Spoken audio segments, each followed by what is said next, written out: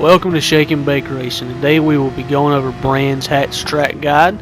What you're going to go doing in T1 is brake at the second board. Make sure to get it turned in and use the throttle sparingly because it's very easy to lose the back end. Going in T2, you want to brake right before that white board on the left. Make sure to exit smoothly. Use as much curve as possible to get a little bit extra speed. Going to T3, you want to brake right before the curbing, and on the exit use as much curbing as possible. Going into T4 here, what we're going to do is brake at the 100 meter board.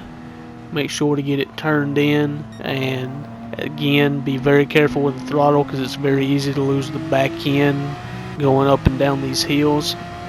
Going down the straight here, we're going to stay to the left, and where we're going to be braking is the second board right there. Make sure to be very easy on the throttle because it's very easy to get on it early and have a lot of understeer. We're going to be braking at the last board there. Make sure to get it turned in and carry as much speed as possible. Going up this hill here, where we're going to be braking is the last white board there. Very easy to have a lot of understeer and go off there, so be very careful of that. This corner we're going to be braking at the last whiteboard again. Make sure to get it turned in and get on the throttle so you can get as much time down this back straight. Going into the last turn here, we're going to be braking at the last board again, or a little bit before it, depending on the car. And that's the track guide in a little bit slower motion so you can really kind of understand what's going on.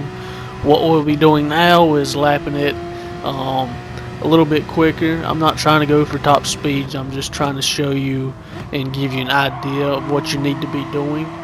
If you make sure you focus on your braking points and being gentle on the throttle and being consistent with the braking, what you'll find is you can really increase your time by making sure to take the proper lines consistently.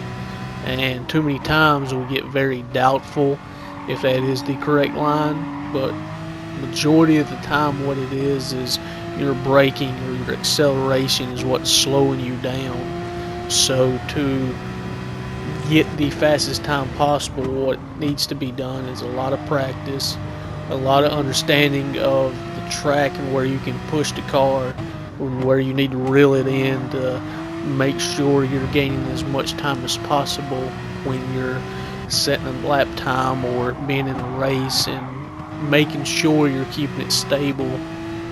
It's very easy for me to say that, and it's a whole lot harder to do, just simply because you're trying to save milliseconds of times a lot of the time. You're going through a corner and you're trying to get a tenth out of it, and it's not a lot of time, and you're pushing the car and it's just not happening. Most of the time what you need to do is just take a break and try to focus on something else for a little bit and come back to it, and just try and be a little bit more consistent. Watch your replays, see what's going wrong, see where you're losing time. If you can load the ghost of a faster time, watch that replay and watch the ghost. Try not to race the ghost, just use it as a reference to see kind of where they're at and what they're doing to improve your times. Watching videos helps a lot. One of the reasons I don't use the driver's seat screen is so you can see where my gas throttle is in the brake and kind of what's going on, rather than just see the driver view and have very little information and cues of what I'm doing or how the car is turning in or where the weight is.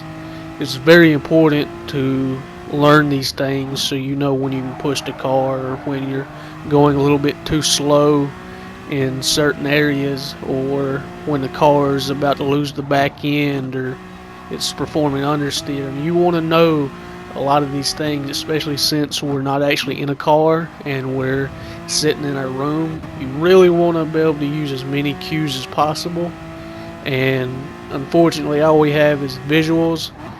since we don't have the feeling of G-forces and stuff like that. If you have a wheel, you can have a little bit of force feedback. But hopefully this helps you, and this is the track guide. As always, like and subscribe, and have a wonderful day.